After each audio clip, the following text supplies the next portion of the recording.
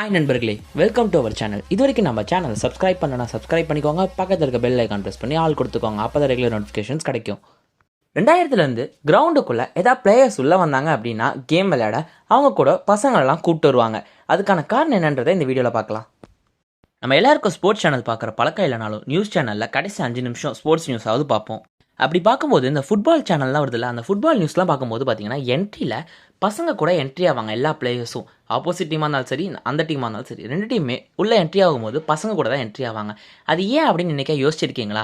ஏன் பசங்க கூட தான் என்ட்ரி ஆகணும், வேறு யார் கூட என்ட்ரி ஆகலாமே?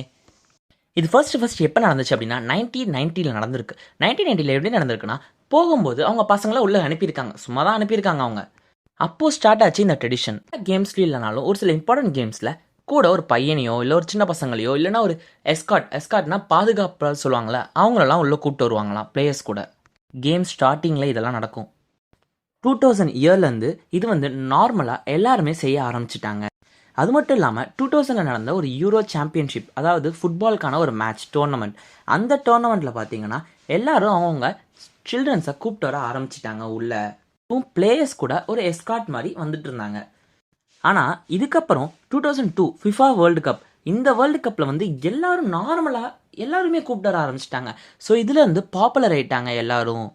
இதுக்கான காரணங்கள் பார்த்தீங்கன்னா நிறையா இருக்குது. முதல் காரணம் என்னன்னா, எஸ் ஃபார் சில்ட்ரன் அப்படின்ற ஒரு கிளப்புக்காக தான். இது எதுக்குன்னா, நிறைய பேர் சைல்டு வேணாம் அப்படின்னு நினச்சி விட்டுறாங்க. அப்படி இருக்கக்கூடாது, எல்லாருக்கும் ஒரு பசங்க வேணும், ஒரு சைல்டு இருக்கணும் அப்படின்றதுக்காக ஃபர்ஸ்ட் மோட்டோவில் இதை எடுத்துகிட்டு வந்தாங்க. இது மட்டும் இல்லாமல் எல்லா சைல்டும் பார்த்தீங்கன்னா ஒரு அவங்களோட ஒத்துழைப்போட உள்ளே கூப்பிட்டு போவாங்க அப்படின்னு சொல்கிறாங்க. இது ஆரம்பிச்சதுக்கப்புறம் எல்லாரும் நார்மலாக அவங்கவுங்க சில்ட்ரனை கூப்பிட்டுறதுனால அட்லீஸ்ட் ஏதாவது ஒரு பசங்களை உள்ளே கூப்பிட்டு வந்துட்டு அவங்கள ப்ரொமோட் பண்ணுவாங்க. ஃபுட்பால்ன்றது மோஸ்ட்லி எல்லாருக்கும் ஒரு பிடிச்ச கேம் தான். நம்ம சும்மா பாலை பார்த்தாலே எட்டி உதைக்கணும் தான் நமக்கு தோணும். இப்போது அந்த பசங்களை ஒரு பிளேயர் கூட அனுப்பும்போது அவங்களுக்கு என்ன தோணும், நமக்கு இந்த பிளேயர் மாதிரி ஆகணும் அப்படின்றது அவங்களுக்கு தோணும்ல. ஸோ அதுக்காகவே இவங்க கூடவே அனுப்புகிறாங்க அப்படின்னு சொல்கிறாங்க. அவங்க விளையாட போகிறதில்ல, பட் அவங்களுக்கு ஒரு மோட்டிவேஷனாக இருக்கும்ல. கூட போகும்போது நமக்கும் ஒரு நாள் இந்த மாதிரி கிடைக்கும், நம்மளும் ட்ரை பண்ணுவோம், விளையாடுவோம் அப்படின்றதுக்காகவே இதை செய்கிறாங்க.